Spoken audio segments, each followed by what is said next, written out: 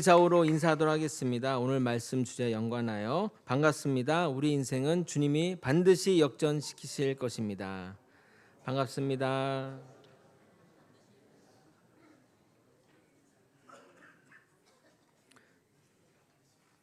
먼저 지난 말씀을 살펴보도록 하겠습니다. 에스더 5장은 죽음을 무릅쓴 에스더의 믿음과 지혜, 그리고 교만한 하만의 몰락이 시작되는 장면을 보여주고 있습니다. 에스더는 왕의 허락 없이 어전에 나아가면 죽을 수 있다는 사실을 알면서도 죽으면 죽으리라는 믿음으로 왕 앞에 나아갑니다. 그녀는 두려움이 없었던 사람이 아니라 두려움보다 하나님을 더 크게 의지한 사람이었습니다.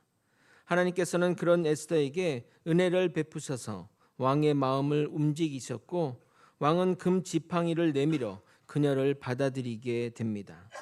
믿음이란 두려움이 없는 상태가 아니라 두려움 속에서도 하나님을 신뢰하며 순종의 발걸음을 내딛는 것입니다.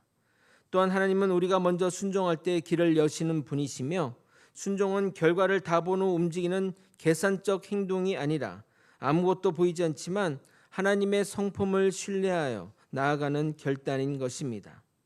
그런데 에스더는 주어진 기회에도 불구하고 곧바로 하만의 악행을 폭로하지 않고 왕과 하만을 잔치에 초청하여 하나님의 때를 기다립니다. 이는 믿음과 함께 지혜가 필요함을 보여줍니다. 에스더는 조급하게 움직이지 않고 왕의 심리를 흔들며 상황을 유리하게 이끌어 가고 있습니다. 특히 두 번째 잔치 요청은 왕의 마음속에 하만에 대한 미묘한 경계심을 심어주게 되었고, 하나님께서는 이러한 심리적 흐름까지도 사용하셔서 이후의 역전을 준비하십니다. 겉으로는 정치적 소환처럼 보이지만 실제로는 하나님이 보이지 않는 손으로 역사를 움직이고 계신 결과입니다. 반면 하만은 왕후의 특별한 대우를 받으며 스스로 영광의 절정에 이르렀다고 착각합니다. 그는 자신의 권세와 영광, 왕의 총애를 자랑하며 인정받고 싶어하는 인간의 죄된 욕망을 드러내나 모르드게 한 사람 때문에 만족하지 못합니다. 이는 죄와 교만의 특징으로 세상의 모든 것을 다 가져도 결코 만족할 수 없는 현실을 보여줍니다. 결국 하만은 자신의 자존심을 건드린 모르드게를 죽이기 위해 거대한 장대를 세우는데, 그것은 결과적으로 자신을 위한 심판의 도구가 됩니다. 하나님 없는 교만은 반드시 무너지며 악인의 계획조차 결국 하나님 주권 아래 있다는 사실을 잊지 말아야 합니다. 오늘 읽은 본문은 점점 고조되는 절정의 순간을 살펴보도록 하겠습니다. 드라마적으로 보면 그동안 뿌려놓았던 떡밥이 해소되며 하만의 몰락으로 나아가는데 사자성어인 사필기정이 딱 어울리는 상황이라 하겠습니다. 오늘도 본문 사건이 일어나는 배경과 심리적 요인, 그리고 보이지 않는 곳에서 역사하시는 하나님의 손길과 섭리를 살펴보도록 하겠습니다.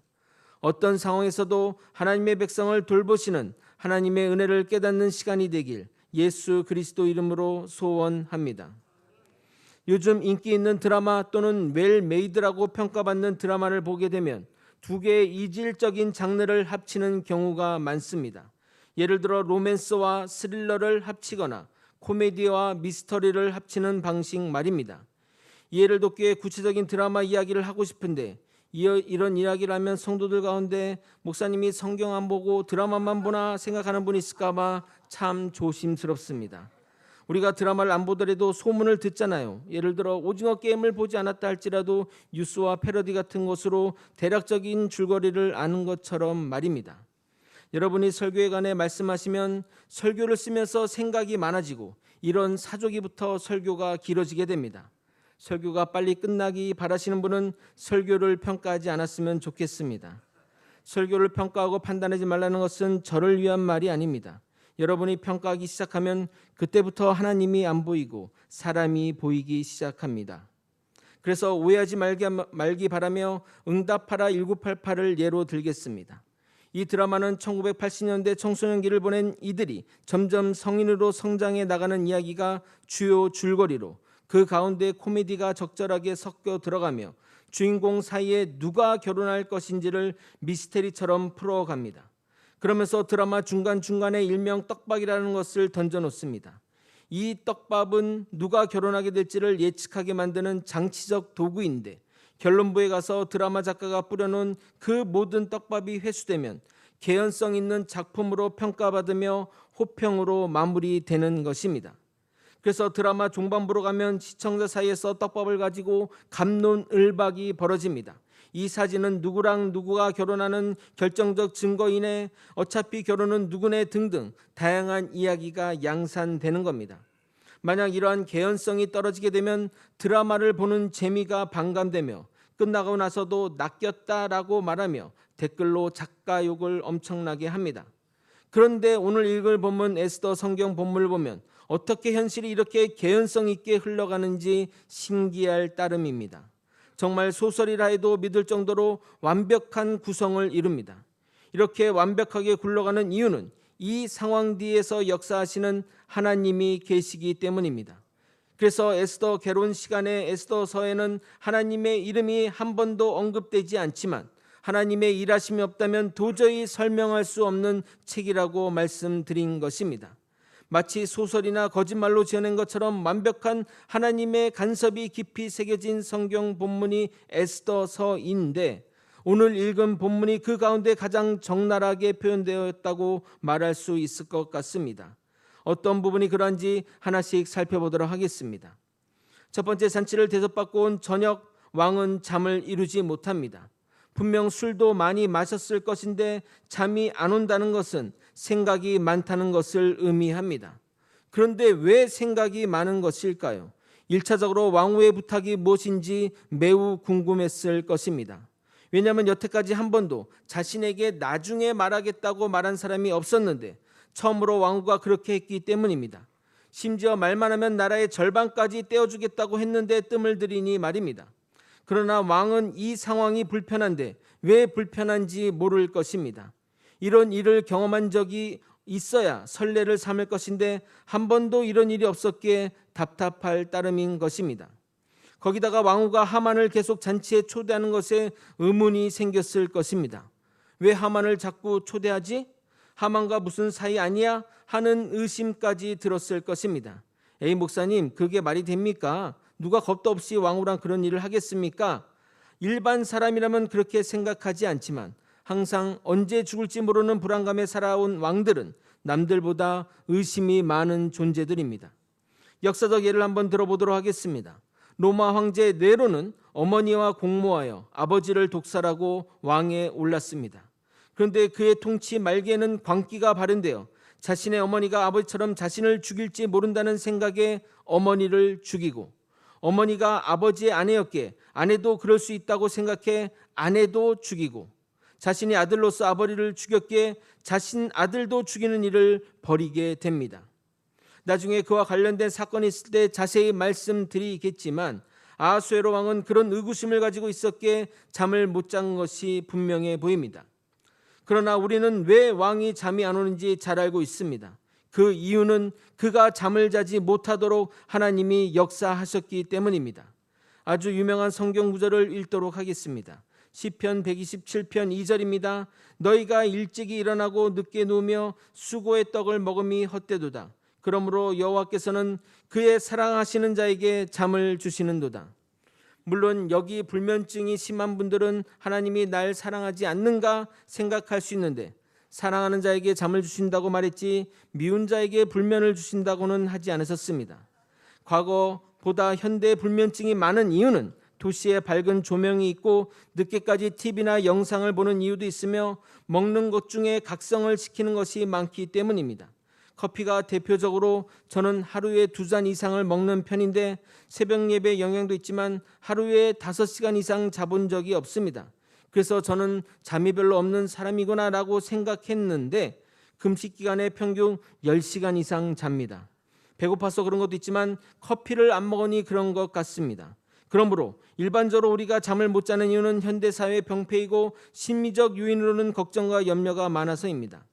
잠이 안 오는 왕은 신하 보고 왕궁의 역사책을 가져와 읽으라고 지시하게 됩니다. 1절입니다. 그날 밤에 왕이 잠이 오지 아니함으로 명령하여 역대 일기를 가져다가 자기 앞에서 읽히더니 어느 목사님이 우스갯소리로 역사책을 읽게 한 이유는 역사책을 읽으면 졸리기 때문이라고 말하는데 저는 일리가 있다고 생각합니다. 우리는 성경책을 읽으면 졸음이 오지 않습니까? 성도 가운데 제가 설교만 시작하면 주무시는 분들이 계신데 제가 그분을 너무 사랑해서 제 사랑받고 주무시는 것이 아닌가 생각합니다. 그런데도 놀랍게도 역사책을 듣는 와중에 아하수에로 자신을 암살하는 음모를 모르드게가 밝혀낸 이야기를 듣게 되는데 왕은 그 사실을 전혀 몰랐던 것 같습니다. 그래서 이렇게 물어보는 겁니다. 3절을 여러분이 한번 읽어보도록 하겠습니다. 시작. 왕이 이르되 이 일에 대하여 무슨 종기와 관작을 모르드게에게 베풀었느냐 하니 측근 신하들이 대답하되 아무것도 베풀지 아니하였나이다 하니라. 자신의 목숨을 살려준 은인인데 어떻게 그 중요한 일을 모를 수 있으며 그런 자를 포상하지 않았다는 것이 놀랍게 여겨지겠지만 역사적 기록에 의하면 아하수에로 왕이 전쟁의 실패로 인한 상실감에 술에 빠져 살았기에 그런 중차대한 일에도 챙기지 못한 것이라고 말합니다. 그러나 우리는 그 이유를 정확히 압니다. 하나님이 중요한 때를 위하여 잠시 감춰둔 것입니다.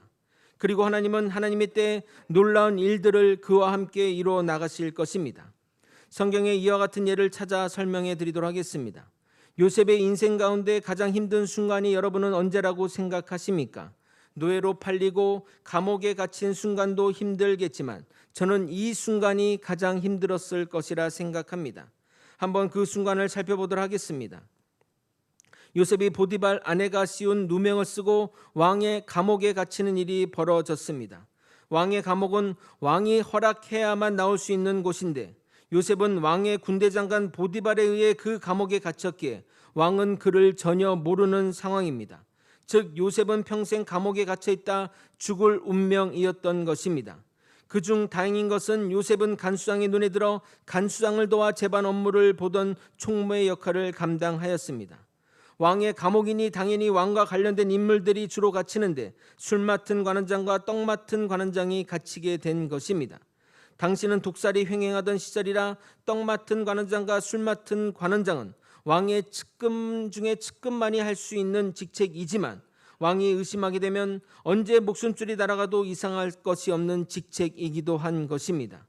그러나 오해가 풀리면 언제든 바로 복권될 수 있게 간수장은 이들을 잘 대우해 주었습니다. 영화 왕가 사는 남자의 기본 배경처럼 말입니다. 그런데 그때 술 맡은 관원장이 요상한 꿈을 꿨고 하도 잠자리가 뒤숭숭하여 표정이 안 좋았습니다. 그것을 본 요셉이 무슨 일이 있냐고 묻게 되었고 술 맡은 관원장은 자신의 꿈을 이야기하게 된 것입니다. 이에 요셉은 그의 꿈을 해석해주며 이런 부탁을 하게 됩니다. 창세기 40장 12절에서 15절입니다. 요셉이 그에게 이르되 그 해석이 이러하니 세 가지는 사흘이라. 지금부터 사흘 안에 바로가 당신의 머리를 들고 당신의 전직을 회복시키리니 당신이 그 전에 술 맡은 자가 되었을 때와 하던 것 같이 바로의 잔을 그의 손에 드리게 되리이다. 당신이 잘 되시거든 나를 생각하고 내게 은혜를 베풀어서 내 사정을 바로에게 아뢰어 이 집에서 나를 건져 주소서. 나는 히브리 땅에서 끌려온 자요 여기서도 옥에 갇힌 일을 행하지 아니하였나이다. 그리고 사흘이 지나 정말 요셉의 말대로 술 맡은 관원장은 복권되었습니다. 그런데 약속한 지 일주일도 안 되었는데 술 맡은 관원장은 요셉과의 약속을 잊었던 것입니다. 아마도 요셉도 인간이기에 분명히 기대했을 것입니다. 누가 요셉 하고 부르면 드디어 나가는 것인가 하며 밝은 얼굴로 쫓아나갔을 것입니다. 어제나 내일이나 오매불망했을 것입니다. 아마 술 맡은 관원장도 그 약속은 기억했겠지만 기회를 닿으면 말해야지 하다가 시간이 흘렀고 바쁜 일상 가운데 잊어버렸을 것입니다. 아니면 제수와의 약속을 지킬 필요가 있나 하며 무시했을 수도 있습니다. 어찌됐든 중요한 것은 이것입니다.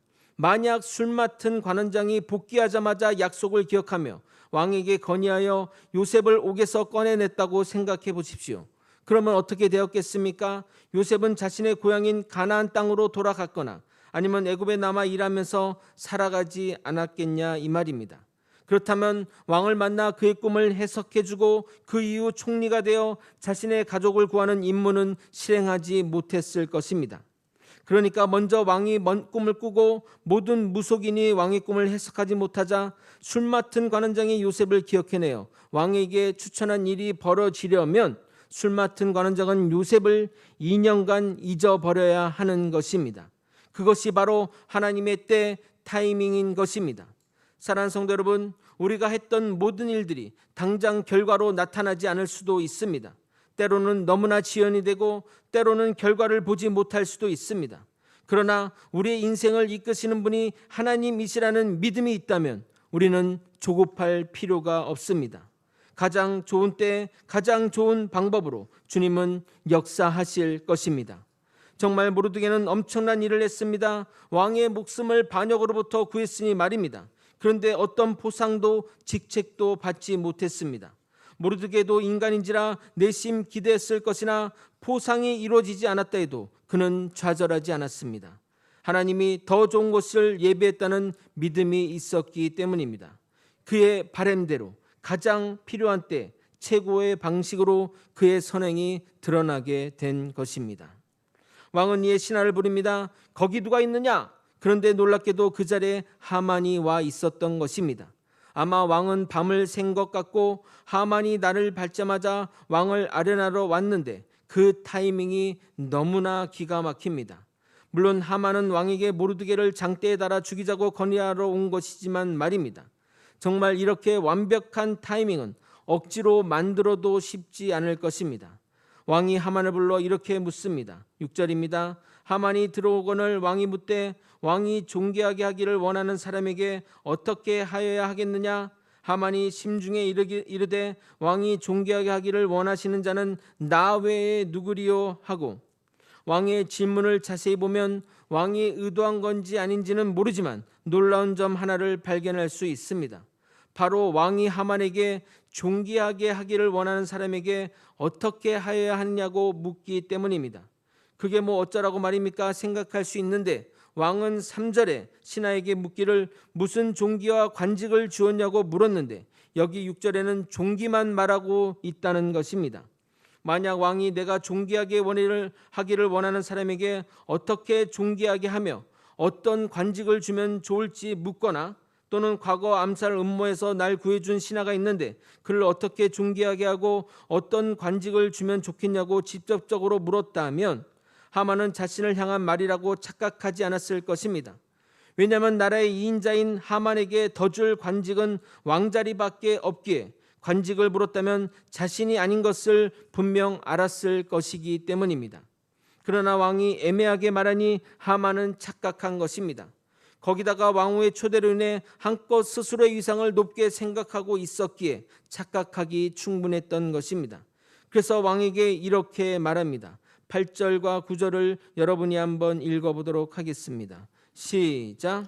왕께서 입으시는 왕복과 왕께서 타시는 말과 머리에 쓰시는 왕관을 가져다가 그 왕복과 말을 왕의 신하 중 가장 존귀한 자의 손에 맡겨서 왕이 존귀하게 하시기를 원하시는 사람에게 옷을 입히고 말을 태워서 성중 거리로 다니며 그 앞에서 반포하여 이르기를 왕이 존귀하게 하기를 원하시는 사람에게는 이같이 할 것이라 하게 하소서 하니라. 하만의 제안은 자신이 그렇게 대우받기 원하는 제안을 한 것인데 정말 위험한 제안이 아닐 수 없습니다. 그의 제안은 왕이 되겠다는 것이기 때문입니다. 만약 그가 자신이 하는 것으로 생각하고 이런 제안을 했다는 것을 왕이 안다면 그는 죽임을 당할 수 있는 상황입니다. 그의 제안을 원어로 자세히 보면 왕복은 현재 입고 있는 왕복을 말하는 것으로 입고 있는 것을 벗어서 주라는 말입니다. 그리고 가장 결정적인 것은 왕관을 쓰게 하는 것입니다. 그를 아무리 존귀하게 하고 싶다 할지라도 왕관을 쓰게 하는 것은 다른 문제로 왕위 계승을 의미하기에 그런 일은 장난으로도 하지 않을 행동인 것입니다. 전해례론 전승에 따르면 어린 모세가 왕관을 머리에 쓰는 행동을 했는데 그것을 가지고 신하들이 죽여야 한다, 멋모르는 아이인데 너무 심한 것 아니냐 갑론을박하는 장면이 있습니다. 어린아이가 왕관을 장난으로 쓴 것도 죽이네 살리네 했는데 왕이 아닌 누구도 왕관을 쓰게 하는 일은 있을 수도 없는 일입니다. 그런 이유 때문이지 왕이 내어준 것은 왕관을 제외한 왕복과 말뿐이고 왕관에 대한 언급은 일절 없습니다. 10절 상반절입니다. 이에 왕이 하만에게 이르되 너는 내 말대로 속히 왕복과 말을 가져다가. 그런데 이런 제안은 지금 하만의 상태를 보여주는 것이기도 합니다. 그는 교만으로 인해 좌우 분별을 하지 못하는 상황이라 하겠습니다. 우리는 성경의 말씀대로 정말 패망의 선봉이 교만이라는 사실을 잊지 말아야 할 것입니다. 잠언 16장 18절 교만은 패망의 선봉이요 거만한 마음은 넘어짐의 앞잡이이니라. 하만의 제안을 들은 왕은 그 제안대로 하기로 결정합니다. 그런데 성경에는 왕의 감정을 표시하지 않았지만 하만의 제안을 듣고 기분이 나쁜 것이 분명합니다. 왜냐하면 그가 하만에게 하는 명령에는 약간의 가시가 있음이 느껴지기 때문입니다. 10절입니다. 이에 왕이 하만에게 이르되 너는 내 말대로 속히 왕복과 말을 가져다가 대궐문에 앉은 유다 사람 모르드게 행하되 무릇 내가 말한 것에서 조금도 빠짐이 없이 하라. 하만이 제안한 방법이긴 하나 하만은 지금으로 따지면 국무총리이고 모르드게는 경비대장 또는 청와대 관리자 정도인데 국무총리가 경비대장을 태운 말을 직접 끌고 소리를 외치며 하는 것은 말이 안 되는 일입니다. 그러나 폭군의 명령인지라 그리고 자신이 제안한 의견인지라 하만조차도 거부할 수 없었던 겁니다. 11절입니다. 하만이 왕복과 말을 가져다가 모르드게의 옷을 입히고 말을 태워 성중 거리로 다니며 그 앞에서 반포하되 왕이 존귀하게 하시기를 원하시는 사람에게는 이같이 할 것이라 하니라. 처음 하만은 왕의 마음에 있는 사람이 자기인 줄 알았습니다. 그래서 자신이 누리고 싶은 것을 말한 겁니다. 잠시 후 누리고 싶은 영광을 생각하며 왕의 명령이 떨어지기를 학수고대하였는데 하만의 기대는 한순간에 무너지게 됩니다. 왕은 자신의 제안을 받아들이긴 했으나 자신이 아닌 자신이 죽이고 싶은 모르드게에게 영광이 주어진 것입니다. 하만에게 돌아온 것은 영광의 잔이 아니라 그 영광의 잔을 받는 자를 명예롭게 하는 의식을 집행하는 사자의 역할이었던 겁니다. 이로 인해 하만의 욕심과 기대는 한순간에 무너지고 굴욕과 수치를 당한 것입니다. 자신이 한 일에 대한 수치와 괴로움으로 인해 그는 머리에 두통까지 오게 됩니다. 12절입니다. 모르드게는 다시 대궐문으로 돌아오고 하만은 번뇌하여 머리를 싸고 급히 집으로 돌아가서 왕이 둘의 관계를 아는지 모르지만 분명한 것은 하만과 모르드게의 위치가 역전되었고 하만의 기세등등한 모습은 사라지고 이제 심판만이 남았을 뿐입니다. 이 사건을 통해 하만의 욕심은 일시에 무너지고 굴욕과 수치를 당했습니다. 그러나 이것은 그가 앞으로 겪게 될 더 큰 수치와 파멸의 시작일 뿐입니다. 악한 계획을 세워 실행하는 자는 하나님 앞에서 그 실체가 드러나고 반드시 그 대가를 치르게 될 것입니다. 하만은 어제 저녁에 그렇게 자신이 높고 높음을 아내와 그의 지인들에게 자랑했는데 이제는 완전히 상황이 역전되어 자신이 방금 당한 일에 대해 그들에게 이야기하게 됩니다. 그러자 그들은 하루 만에 모르드게가 아닌 하만의 몰락과 죽음을 예견하게 됩니다. 13절을 여러분이 한번 읽어보도록 하겠습니다. 시작. 자기가 당한 모든 일을 그의 아내 세레스와 모든 친구에게 말하매 그중 지혜로운 자와 그의 아내 세레스가 이르되 모르드게가 과연 유다 사람의 후손이면 당신이 그 앞에서 굴욕을 당하기 시작하였으니 능히 그를 이기지 못하고 분명히 그 앞에 엎드러지리이다. 어제까지만 하더라도 모르드게를 달아 죽이라고 조언한 하만의 지혜로운 친구와 아내 세레스는 하만이 모르드게를 이기지 못한다며 그 이유를 모르드게가 유다 사람의 후손이라고 말하고 있습니다. 왜 그들은 유다 사람이라서 이기지 못한다고 말하는 것일까요? 당신은 그 민족과 그 민족의 운명은 그들이 믿는 신의 힘과 연결하여 생각했기 때문에 적군과의 전쟁에서 승리하면 우리 신이 너희 신을 이겼다고 생각했습니다. 그러므로 아말렉 족속도 유다 민족의 신이 만국의 하나님이신 줄을 알기에 두 민족 간의 오래된 역사적 상황을 고려하여 이렇게 표현한 것입니다. 그러나 그 이야기가 채 끝나기 전에 왕의 명을 따라 하만은 에스더가 베푼 잔치에 끌려가게 됩니다. 이처럼 보호자가 없는 인간은 이리저리 시류를 따라 흔들리며 나아갈 뿐입니다. 그의 운명이 어떻게 될지는 다음 주를 기대하면 좋겠습니다. 말씀을 정리하겠습니다. 사랑하는 성도 여러분, 오늘 본문은 하나님께서 얼마나 세밀하게 우리 인생을 다스리는지 보여줍니다. 왕의 불면, 역사책을 읽게 된 일, 모르드게의 이름이 발견된 사건, 하만이 그 순간 왕궁에 들어온 타이밍까지 어느 하나 우연이 없습니다. 하나님은 보이지 않는 곳에서도 자기 백성을 위해 일하고 계셨던 겁니다. 우리 삶에도 당장 이해되지 않는 기다림이 있습니다. 왜 이렇게 늦어지는지, 왜 아무 일도 일어나지 않는지 답답한 때가 있습니다. 그러나 하나님은 결코 우리를 잊지 않으십니다. 모르드게를 기억하셨던 것처럼, 요셉을 기억하셨던 것처럼 하나님의 때 가장 좋은 방법으로 우리 삶에서 역사하실 것입니다. 반면 하만처럼 교만하여 자신을 높이는 자는 결국 무너지게 될 것입니다. 그러나 하나님을 신뢰하며 자기 자리를 지키는 자는 결국 하나님이 높이십니다.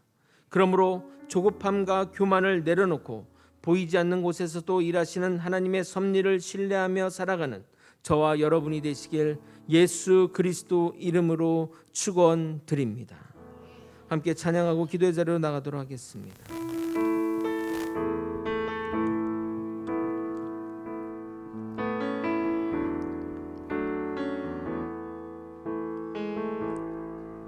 기도를 멈추지 마라. 눈앞의 상황이 마음을 눌러도 원망치 마라. 너의 입을 지켜라. 저들은 너의 입을 보고 있다. 마음을 뺏기지 마라. 마음을 뺏기지 마라. 내가 널 도우지 않는단 소리에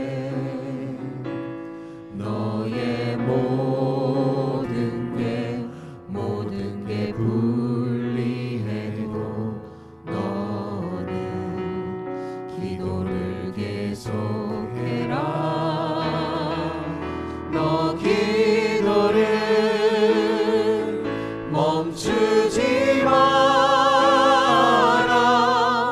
내가 너의 그 모든 상황을 바로 역전시키리니 너 기도를 멈추지 마라.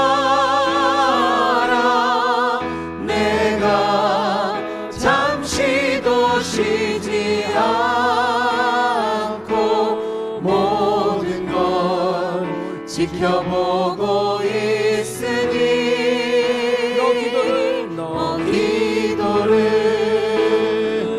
멈추지 마라. 내가 너의 그 모든 상황을 바로 역전시키리니 너 기도를 멈추지 마라. 내가 잠시도 쉬지 않고 모든 걸 지켜보고 있으니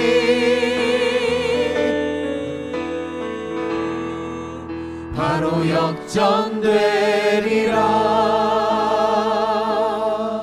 사랑하는 성도 여러분, 오늘 말씀을 붙들고 아래와 같이 기도하기를 소망합니다. 하나님이 보이지 않는 순간에도 우리를 위해 일하고 계심을 믿게 하여 주시옵소서. 기다림의 시간이 길어질 때 조급함과 원망보다는 하나님의 때를 신뢰하며 믿음을 주시옵소서. 모르드게처럼 사람의 보상이 없어도 낙심하지 않고 맡겨진 자리에서 충성하게 하여 주시옵소서. 하만처럼 교만하여 스스로 높아지는 인생이 아니라 하나님이 우리를 높여주는 인생 되게 하여 주시옵소서. 마지막으로 우리의 삶을 가장 안전한 타이밍에 이끄시는 하나님을 끝까지 신뢰하게 하여 주시옵소서. 이러한 제목으로 다 함께 주님의 이름 부르짖고 통성으로 기도하시겠습니다. 주여, 하나님 아버지 보이지 않는 순간에도 우리를 위해 일하고 있음을 믿게 하여 주옵소서. 아버지, 기다림의 시간이 길어질 때 조급함으로 대하지 않게 도와주옵시고 원망과 하나님에 대한 불평으로 아버지 나아가지 않게 도와주옵소서. 우리의 입을 지켜주시옵소서. 모르드게처럼 사람의 보상이 없어도 낙심하지 않고 맡겨진 자리에서 충성되게 일하게 하여 주시옵소서. 아버지여, 하만처럼 교만하여 스스로 높아지는 인생이 아니라 하나님 앞에 겸비함으로써 하나님이 높아지는 인생이 되게 하여 주시옵소서. 아버지, 우리를 가장 하나님의 완전한 타이밍에 이끄시는 하나님을 신뢰하며 끝까지 주만 따라가는 우리가 되게 도와주시옵소서. 하나님 아버지, 주를 바라봅니다. 어떤 상황에서도 주님을 의지합니다. 오직 우리 삶을 이끄시는 주님을 바라보며 하나님께 간절히 우리의 간구와 기도를 올려드리며 하나님께 찬양과 경배 자리로 나서는 우리 모두가 될 수 있도록 이끌어 주시옵소서. 반드시 역전될 것입니다. 반드시 상황은 역전될 것입니다. 이 믿음 이 신앙 끝까지 버티며 나아가는 우리가 되게 도와주시옵소서. 하나님 아버지, 우리의 삶을 인도하여 주옵소서. 아버지여, 우리의 삶을 인도하여 주옵소서. 거짓과 모략과 아버지 정말 그런 가운데서도 오직 하나님을 의지하며 나아가는 우리가 되게 도와주시고 하나님의 믿음으로 나아가는 우리가 될 수 있도록 인도하여 주시옵소서. 아버지, 사랑이 많으신 하나님 아버지, 하나님이 보이지 않는 순간에도 우리를 위해 일하고 계심을 믿게 하여 주시옵소서. 아버지, 기다림의 시간이 길어지는데도 조급함과 원망 가운데 하나님의 원망의 말을 쏟아놓기보다는 하나님을 더 신뢰하는 믿음으로 나아가게 도와주시옵소서. 아버지와 모르드게처럼 사람의 보상이 없어 낙심하지 않게 하시고 맡겨진 자리에서 충성되게 사역하게 하여 주시옵소서. 하만처럼 교만하여 스스로 높아지는 사람이 되지 않게 하시고 하나님 앞에 겸비함으로 하나님이 높아지는 인생 되게 하여 주시옵소서.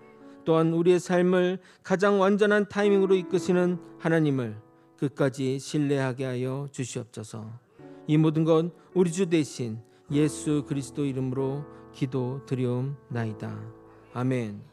이제는 우리 구주 예수 그리스도의 은혜와 하나님 아버지의 크신 사랑과 성령 하나님의 감동감화 교통 역사하시는 귀한 은총이 우리를 가장 좋은 때에 가장 좋은 방법으로 이끄실 주님을 신뢰하며 살아가는 사랑하는 거제 소망교회 성도님 머리 위에, 그 가정 위에, 그리고 거제 소망교회 위에 이제로부터 영원히 함께 있을지어다. 아멘. 아버지,